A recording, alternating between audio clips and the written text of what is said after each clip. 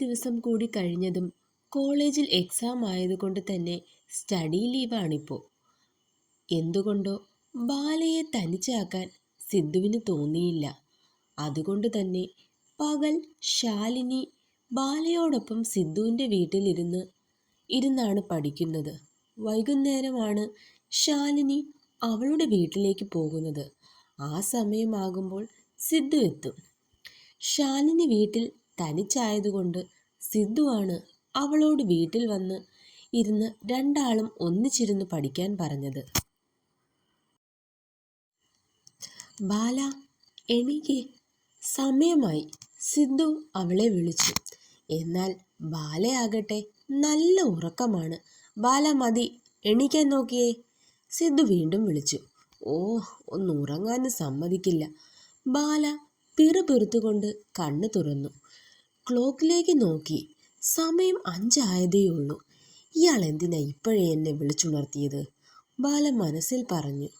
മതി ഉറങ്ങിയത്, എണീച്ചു പോയിരുന്ന് പഠിക്ക്, സിദ്ധു പറഞ്ഞു. ബാലയുടെ കണ്ണ് മിഴിഞ്ഞു അവൻ്റെ സംസാരം കേട്ട്. നീ എന്തിനാ ഈ കണ്ണു മുരുട്ടി എന്നെ നോക്കുന്നത്? പോയിരുന്ന് പഠിക്കാനല്ലേ ഞാൻ പറഞ്ഞത്, വേറെ ഒന്നും പറഞ്ഞില്ലല്ലോ, അവൻ ചോദിച്ചു. ആ, അതുകൊണ്ട് തന്നെയാണ് ഞാൻ നോക്കിയത്, ബാല പറഞ്ഞു. അവന് മനസ്സിലായില്ല അവൾ എന്താ ഉദ്ദേശിച്ചതെന്ന്. എൻ്റെ പൊന്നു സിദ്ധു, ഞാൻ ഒന്ന് ഉറങ്ങിക്കോട്ടെ, ഈ കൊച്ചു വെളുപ്പിനെ ഒന്നും എണീച്ചിരുന്ന് പഠിച്ച് എനിക്ക് ഒട്ടും ശീലമില്ല, അവൾ പറഞ്ഞു. അത് സാരമില്ല, ഇനി ഇതൊക്കെ നമുക്ക് ശീലമാക്കണം, സിദ്ധു പറഞ്ഞു. ഇനി എന്തൊക്കെ പറഞ്ഞാലും സിദ്ധു വിടുന്ന ലക്ഷണം ഇല്ലെന്ന് മനസ്സിലായതും ബാല എണീച്ച് വാഷ്റൂമിലൊക്കെ പോയിട്ട് വന്ന് പഠിക്കാനായിരുന്നു. അപ്പോഴേക്കും സിദ്ധു അവൾക്ക് കുടിക്കാനായി നല്ല ചൂട് കട്ടനുമായി എത്തി. എന്നിട്ട് അവൻ ബെഡിലേക്ക് പോയി കിടന്നു. ബാല ഒരു നിമിഷം ആമിയെക്കുറിച്ച് ഓർത്തുപോയി. വീട്ടിലാണെങ്കിൽ ചേച്ചി എത്ര വിളിച്ചാലും താൻ രാവിലെ പഠിക്കാൻ എണീക്കില്ല. അങ്ങനെയുള്ള താൻ ഇന്ന് സിദ്ധു പറഞ്ഞപ്പോൾ പഴയ ശീലമൊക്കെ മാറ്റി പഠിക്കാനിരിക്കുന്നു. ശ്രീബാല, നീ ആകെ മാറിപ്പോയിരിക്കുന്നു. ഇന്ന് ഈ സിദ്ധാർത്ഥ് പറയുന്നതിന് അപ്പുറമില്ലാത്ത ഒരു ജീവിതത്തിലേക്ക് നീ മാറി. അവൻ കിടന്ന ഇടത്തേക്ക് ബാല നോക്കി. അനക്കമൊന്നുമില്ല, ചിലപ്പോൾ ഉറങ്ങിക്കാണും, അവൾ പതിയെ പറഞ്ഞു. ഞാൻ ഉറങ്ങിയിട്ടൊന്നുമില്ല, നീ ഇരുന്ന് പഠിക്കാൻ നോക്ക്, അവൻ അല്പം കടുത്ത സ്വരത്തിൽ പറഞ്ഞതും ബാല പിന്നെ ഒന്നും മിണ്ടാതെ ഇരുന്ന് പഠിച്ചു. അവൾ ഒരുവിധം എല്ലാം ഒന്നുകൂടി വായിച്ചു നോക്കിയിട്ട് പഠിത്തം അവസാനിപ്പിച്ചു. സമയം നോക്കിയപ്പോൾ 7 മണി കഴിഞ്ഞു. ബെഡിലേക്ക് നോക്കിയപ്പോൾ സിദ്ധു അവിടെയില്ല. ഇതെപ്പോൾ എണീച്ചു പോയി? ഞാൻ അറിഞ്ഞില്ലല്ലോ, അവൾ അതും പറഞ്ഞുകൊണ്ട് ഉമ്മറത്തേക്ക് വന്നു. അവിടെ കസേരയിലിരുന്ന് പത്രം വായിക്കുകയായിരുന്നു സിദ്ധു. ഇയാളെന്താ ഈ രാവിലെ തന്നെ പത്രം അരച്ച് കുടിക്കുവാന്നോ? അവൻ്റെ ഗൗരവപൂർവമുള്ള വായന കണ്ട് ബാല മനസ്സിൽ പറഞ്ഞു. ആ, നീ വന്നോ? എല്ലാം പഠിച്ചോ?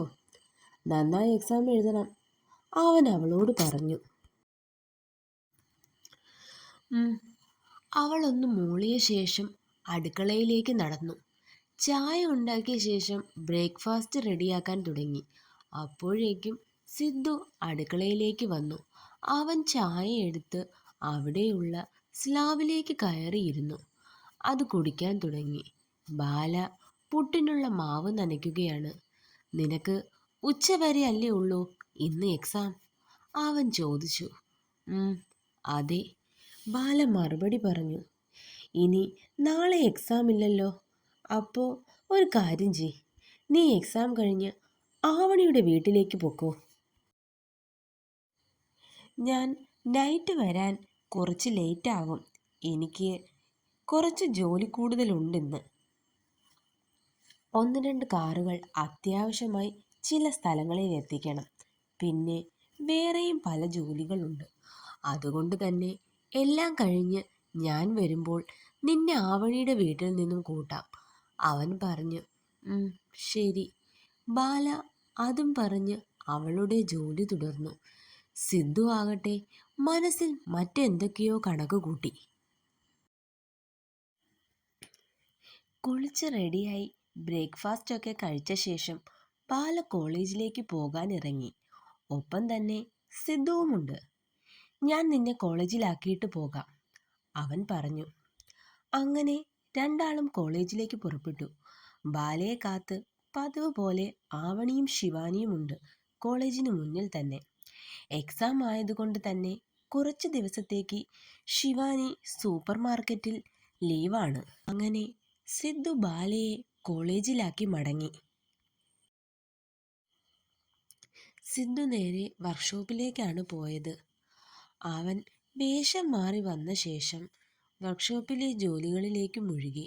സിദ്ധു, എന്തായി? അവനെക്കുറിച്ച് വല്ല വിവരവും കിട്ടിയോ? ജിത്തു ചോദിച്ചു. കൂടെ തന്നെ ഗോപുവുമുണ്ട്. സിദ്ധു ഒന്ന് ചെറുതായി ചിരിച്ചു. അവൻ്റെ ആ ചിരിയിൽ നിന്ന് തന്നെ അവർ ചോദിച്ചതിനുള്ള ഉത്തരമുണ്ടെന്ന് ജിത്തുവിന് മനസ്സിലായി. നമുക്ക് ഒരിടം വരെ ഒന്ന് പോയാലോ? സിദ്ധു ചോദിച്ചു. എങ്ങോട്ട്? ഗോപു ചോദിച്ചു. അതൊക്കെ പോകുമ്പോൾ മനസ്സിലാകും. അപ്പോൾ എങ്ങനെയാണ്? പോകുമല്ലേ? സിദ്ധുവിൻ്റെ ചോദ്യത്തിന് അവർ രണ്ടും സമ്മതം പറഞ്ഞു. എന്നാ ഉച്ച കഴിയട്ടെ, ഇവിടുത്തെ ജോലി കുറച്ച് തീർന്നിട്ട് പോകാം, ഗോപു പറഞ്ഞു. ശരി. അങ്ങനെ അവർ അവരുടെ ജോലികൾ പെട്ടെന്ന് തന്നെ തീർക്കാൻ നോക്കി.